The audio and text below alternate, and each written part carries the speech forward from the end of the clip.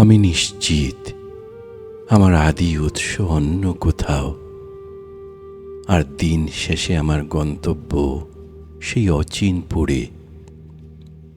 এই যে এক অদ্ভুত মোহগ্রস্ততা, এর শুরু হয়েছিল অন্য কোনো এক সরাইখানায়। যখন আমি আবার সেই চেনা আঙ্গিনায় ফিরে যাব, তখন আমার সমস্ত ঘোর কেটে যাবে, মন হয়ে উঠবে একেবারে নির্মল। আপাতত আমি যেন এক দূর মহাদেশের পাখি, বন্দী হয়ে আছি এই পার্থিব খাঁচায়।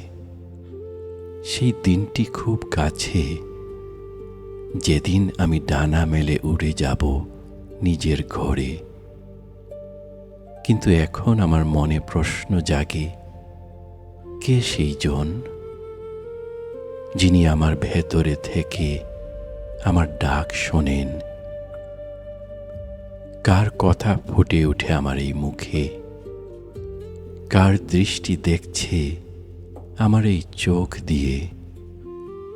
এই যে আত্মা, আসলে তা কি? আমি কিছুতেই এই জিজ্ঞাসা থামিয়ে রাখতে পারি না। যদি সেই উত্তরের এক ফোঁটা সুধাও আমি আস্বাদন করতে পারতাম, তবে এই মহাচ্ছন্ন কারাগার থেকে আমি চিরতরে মুক্তি পেতাম।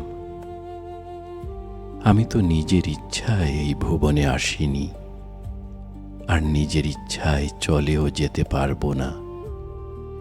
যিনি আমাকে ভালোবেসে এখানে এনেছেন, তিনি আবার আমাকে আমার পরম ঘরে ফিরিয়ে নেবেন।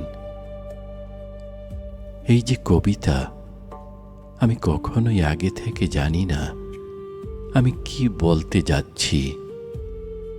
এর পেছনে আমার কোনো পরিকল্পনা থাকে না। যখন আমি এই প্রকাশের জগতের বাইরে থাকি, তখন আমি এক গভীর মগ্নতায় ডুবে যাই, আর আমার চারপাশ অদ্ভুত এক নীরবতায় ভরে ওঠে।